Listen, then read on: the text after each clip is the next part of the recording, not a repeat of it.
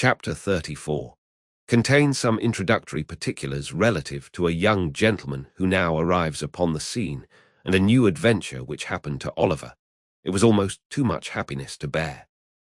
Oliver felt stunned and stupefied by the unexpected intelligence. He could not weep or speak or rest. He had scarcely the power of understanding anything that had passed until, after a long ramble in the quiet evening air, a burst of tears came to his relief, and he seemed to awaken, all at once, to a full sense of the joyful change that had occurred, and the almost insupportable load of anguish which had been taken from his breast. The night was fast closing in when he returned homeward, laden with flowers which he had culled with peculiar care for the adornment of the sick chamber. As he walked briskly along the road, he heard behind him the noise of some vehicle approaching at a furious pace. Looking round, he saw that it was a post-chaise, driven at great speed, and as the horses were galloping and the road was narrow, he stood leaning against a gate until it should have passed him. As it dashed on, Oliver caught a glimpse of a man in a white nightcap, whose face seemed familiar to him, although his view was so brief that he could not identify the person. In another second or two, the nightcap was thrust out of the chaise window, and a stentorian voice bellowed to the driver to stop, which he did as soon as he could pull up his horses. Then the nightcap once again appeared, and the same voice called Oliver by his name. "Here," cried the voice. "Oliver, what's the news? Miss Rose, Master Oliver." "Is it you, Giles?" cried Oliver, running up to the chaise door. Giles popped out his nightcap again, preparatory to making some reply, when he was suddenly pulled back by a young gentleman who occupied the other corner of the chaise, and who eagerly demanded what was the news. "In a word," cried the gentleman, "better or worse?" "Better, much better," replied Oliver hastily. "Thank heaven," exclaimed the gentleman. "You are sure?" "Quite, sir," replied Oliver. "The change took place only a few hours ago, and Mr. Losberne says that all danger is at an end." The gentleman said not another word, but opening the chaise door, leaped out, and taking Oliver hurriedly by the arm, led him aside. "You are quite certain? There is no possibility of any mistake on your part, my boy, is there?" demanded the gentleman in a tremulous voice. "Do not deceive me by awakening hopes that are not to be fulfilled." "I would not for the world, sir," replied Oliver. "Indeed, you may believe me. Mr. Losberne's words were that she would live to bless us all for many years to come. I heard him say so." The tears stood in Oliver's eyes as he recalled the scene which was the beginning of so much happiness, and the gentleman turned his face away and remained silent for some minutes. Oliver thought he heard him sob more than once, but he feared to interrupt him by any fresh remark, for he could well guess what his feelings were, and so stood apart, feigning to be occupied with his nosegay. All this time, Mr. Giles, with the white nightcap on, had been sitting on the steps of the chaise, supporting an elbow on each knee, and wiping his eyes with a blue cotton pocket-handkerchief dotted with white spots. That the honest fellow had not been feigning emotion was abundantly demonstrated by the very red eyes with which he regarded the young gentleman when he turned round and addressed him. "I think you had better go on to my mother in the chaise, Giles," said he. "I would rather walk slowly on, so as to gain a little time before I see her. You can say I am coming." "I beg your pardon, Mr. Harry," said Giles, giving a final polish to his ruffled countenance with the handkerchief, "but if you would leave the postboy to say that, I should be very much obliged to you. It wouldn't be proper for the maids to see me in this state, sir. I should never have any more authority with them if they did." "Well," rejoined Harry Maylie, smiling, "you can do as you like. Let him go on with the luggage if you wish it, and do you follow with us. Only first exchange that nightcap for some more appropriate covering, or we shall be taken for madmen." Mr. Giles, reminded of his unbecoming costume, snatched off and pocketed his nightcap, and substituted a hat of grave and sober shape, which he took out of the chaise. This done, the postboy drove off. Giles, Mr. Maylie, and Oliver followed at their leisure. As they walked along, Oliver glanced from time to time with much interest and curiosity at the newcomer.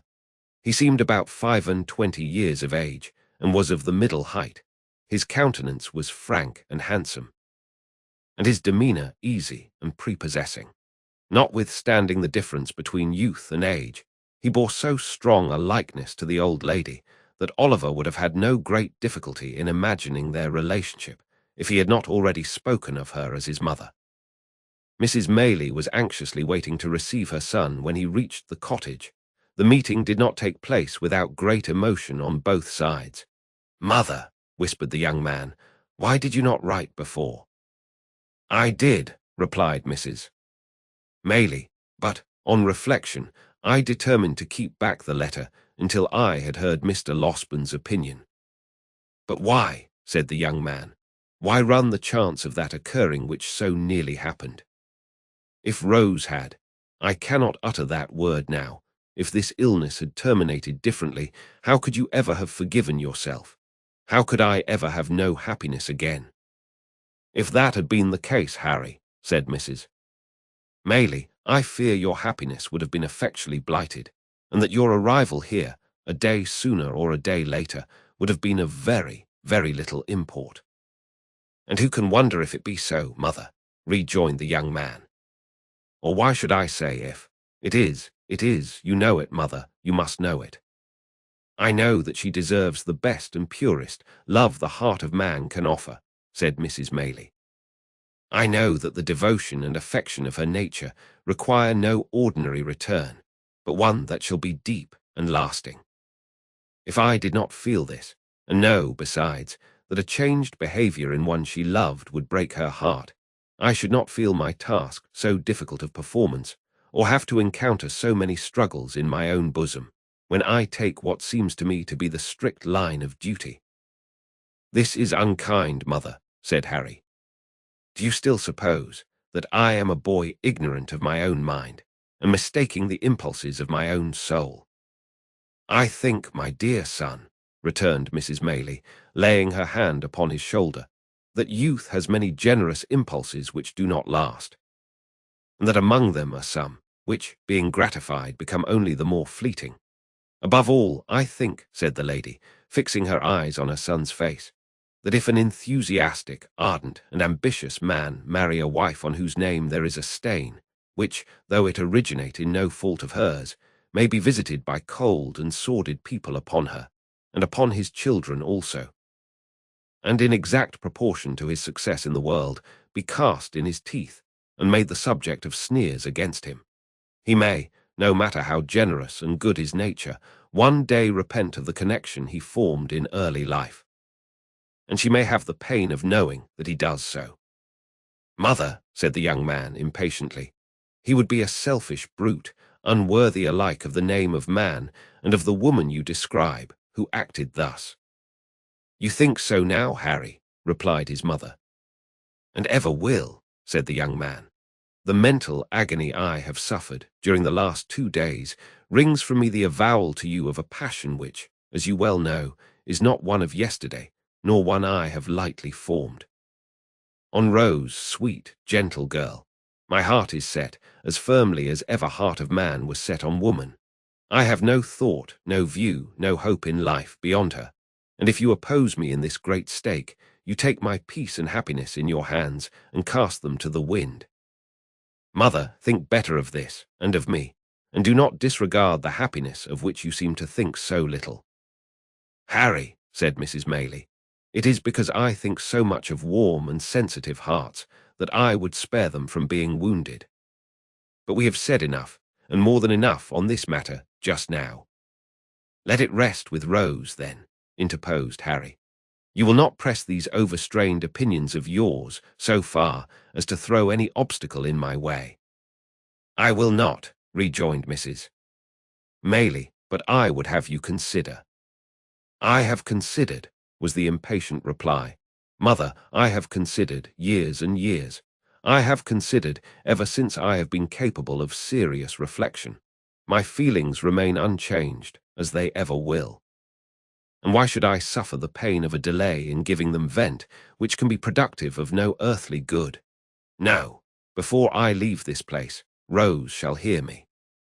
"She shall," said Mrs. Maylie. "There is something in your manner which would almost imply that she will hear me coldly, mother," said the young man. "Not coldly," rejoined the old lady. "Far from it." "How then?" urged the young man. "She has formed no other attachment." "No, indeed," replied his mother. "You have, or I mistake, too strong a hold on her affections already. What I would say," resumed the old lady, stopping her son as he was about to speak, "is this. Before you stake your all on this chance, before you suffer yourself to be carried to the highest point of hope, reflect for a few moments, my dear child, on Rose's history, and consider what effect the knowledge of her doubtful birth may have on her decision. Devoted as she is to us, with all the intensity of her noble mind, and with that perfect sacrifice of self which, in all matters, great or trifling, has always been her characteristic." "What do you mean?" "That I leave you to discover," replied Mrs. Maylie. "I must go back to her. God bless you." "I shall see you again tonight," said the young man eagerly.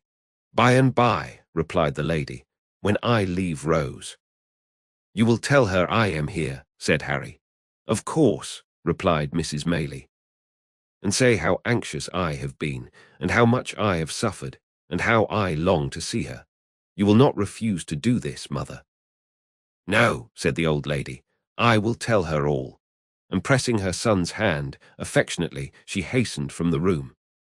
Mr. Losberne and Oliver had remained at another end of the apartment while this hurried conversation was proceeding. The former now held out his hand to Harry Maylie, and hearty salutations were exchanged between them. The doctor then communicated, in reply to multifarious questions from his young friend, a precise account of his patient's situation, which was quite as consolatory and full of promise as Oliver's statement had encouraged him to hope, and to the whole of which Mr. Giles, who affected to be busy about the luggage, listened with greedy ears. "Have you shot anything particular lately, Giles?" inquired the doctor when he had concluded. "Nothing particular, sir," replied Mr. Giles, colouring up to the eyes. "Nor catching any thieves, nor identifying any housebreakers," said the doctor. "None at all, sir," replied Mr. Giles with much gravity. "Well," said the doctor, "I am sorry to hear it, because you do that sort of thing admirably. Pray, how is Brittles?" "The boy is very well, sir," said Mr. Giles, recovering his usual tone of patronage. "And sends his respectful duty, sir." "That's well," said the doctor. "Seeing you here reminds me, Mr. Giles, that on the day before that on which I was called away so hurriedly, I executed, at the request of your good mistress, a small commission in your favour. Just step into this corner a moment, will you?" Mr. Giles walked into the corner with much importance and some wonder, and was honoured with a short whispering conference with the doctor, on the termination of which he made a great many bows and retired with steps of unusual stateliness. The subject matter of this conference was not disclosed in the parlour, but the kitchen was speedily enlightened concerning it, for Mr. Giles walked straight thither, and having called for a mug of ale, announced, with an air of majesty, which was highly effective, that it had pleased his mistress, in consideration of his gallant behaviour on the occasion of that attempted robbery, to deposit in the local savings bank the sum of £25 for his sole use and benefit. At this, the two women servants lifted up their hands and eyes, and supposed that Mr. Giles, pulling out his shirt frill, replied, "No, no," and that if they observed that he was at all haughty to his inferiors, he would thank them to tell him so. And then he made a great many other remarks, no less illustrative of his humility, which were received with equal favour and applause, and were, withal, as original and as much to the purpose as the remarks of great men commonly are. Above stairs, the remainder of the evening passed cheerfully away, for the doctor was in high spirits. And however fatigued or thoughtful Harry Maylie might have been at first, he was not proof against the worthy gentleman's good humour, which displayed itself in a great variety of sallies and professional recollections, and an abundance of small jokes, which struck Oliver as being the drollest things he had ever heard, and caused him to laugh proportionately. To the evident satisfaction of the doctor, who laughed immoderately at himself, and made Harry laugh almost as heartily by the very force of sympathy. So they were as pleasant a party as, under the circumstances, they could well have been. And it was late before they retired, with light and thankful hearts, to take that rest of which, after the doubt and suspense they had recently undergone, they stood much in need. Oliver rose next morning in better heart, and went about his usual occupations, with more hope and pleasure than he had known for many days. The birds were once more hung out to sing in their old places, and the sweetest wild flowers that could be found were once more gathered to gladden Rose with their beauty. The melancholy which had seemed to the sad eyes of the anxious boy to hang, for days past, over every object, beautiful as all were, was dispelled by magic. The dew seemed to sparkle more brightly on the green leaves, the air to rustle among them with a sweeter music, and the sky itself to look more blue and bright. Such is the influence which the condition of our own thoughts exercise even over the appearance of external objects. Men who look on nature and their fellow men and cry that all is dark and gloomy are in the right, but the sombre colours are reflections from their own jaundiced eyes and hearts. The real hues are delicate and need a clearer vision. It is worthy of remark, and Oliver did not fail to note it at the time, that his morning expeditions were no longer made alone. Harry Maylie, after the very first morning when he met Oliver coming laden home, was seized with such a passion for flowers, and displayed such a taste in their arrangement, as left his young companion far behind. If Oliver were behindhand in these respects, he knew where the best were to be found, and morning after morning they scoured the country together, and brought home the fairest that blossomed. The window of the young lady's chamber was opened now, for she loved to feel the rich summer air stream in and revive her with its freshness. But there always stood in water, just inside the lattice, one particular little bunch, which was made up with great care every morning. Oliver could not help noticing that the withered flowers were never thrown away, although the little vase was regularly replenished. Nor could he help observing that whenever the doctor came into the garden, he invariably cast his eyes up to that particular corner, and nodded his head most expressively as he set forth on his morning's walk. Pending these observations, the days were flying by, and Rose was rapidly recovering. Nor did Oliver's time hang heavy on his hands, although the young lady had not yet left her chamber, and there were no evening walks, save now and then, for a short distance with Mrs. Maylie. He applied himself, with redoubled assiduity, to the instructions of the white-headed old gentleman, and laboured so hard that his quick progress surprised even himself. It was while he was engaged in this pursuit that he was greatly startled and distressed by a most unexpected occurrence. The little room in which he was accustomed to sit when busy at his books was on the ground floor at the back of the house. It was quite a cottage room, with a lattice window, around which were clusters of jessamine and honeysuckle that crept over the casement and filled the place with their delicious perfume. It looked into a garden, whence a wicket gate opened into a small paddock. All beyond was fine meadowland and wood. There was no other dwelling near, in that direction, and the prospect it commanded was very extensive. One beautiful evening, when the first shades of twilight were beginning to settle upon the earth, Oliver sat at this window, intent upon his books. He had been poring over them for some time, and as the day had been uncommonly sultry, and he had exerted himself a great deal, it is no disparagement to the authors, whoever they may have been, to say that gradually and by slow degrees he fell asleep. There is a kind of sleep that steals upon us sometimes, which, while it holds the body prisoner, does not free the mind from a sense of things about it, and enable it to ramble at its pleasure. So far as an overpowering heaviness, a prostration of strength, and an utter inability to control our thoughts or power of motion can be called sleep, this is it. And yet we have a consciousness of all that is going on about us, and if we dream at such a time, words which are really spoken, or sounds which really exist at the moment, accommodate themselves with surprising readiness to our visions, until reality and imagination become so strangely blended that it is afterwards almost matter of impossibility to separate the two. Nor is this the most striking phenomenon incidental to such a state. It is an undoubted fact that although our senses of touch and sight be for the time dead, yet our sleeping thoughts and the visionary scenes that pass before us will be influenced and materially influenced by the mere silent presence of some external object, which may not have been near us when we closed our eyes, and of whose vicinity we have had no waking consciousness. Oliver knew perfectly well that he was in his own little room, that his books were lying on the table before him, that the sweet air was stirring among the creeping plants outside, and yet he was asleep. Suddenly the scene changed. The air became close and confined, and he thought with a glow of terror that he was in the Jew's house again.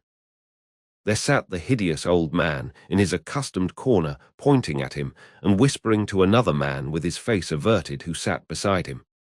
"Hush, my dear," he thought he heard the Jew say. "It is he, sure enough. Come away." "He," the other man seemed to answer. "Could I mistake him, think you? If a crowd of ghosts were to put themselves into his exact shape, and he stood amongst them, there is something that would tell me how to point him out. If you buried him 50 feet deep, and took me across his grave, I fancy I should know, if there wasn't a mark above it, that he lay buried there." The man seemed to say this with such dreadful hatred that Oliver awoke with the fear and started up. Good heaven, what was that, which sent the blood tingling to his heart and deprived him of his voice and of power to move? There, at the window, close before him, so close that he could have almost touched him before he started back. With his eyes peering into the room and meeting his, there stood the Jew. And beside him, white with rage or fear or both, were the scowling features of the man who had accosted him in the inn-yard. It was but an instant, a glance, a flash before his eyes, and they were gone. But they had recognized him, and he them, and their look was as firmly impressed upon his memory as if it had been deeply carved in stone and set before him from his birth. He stood transfixed for a moment, then, leaping from the window into the garden, called loudly for help.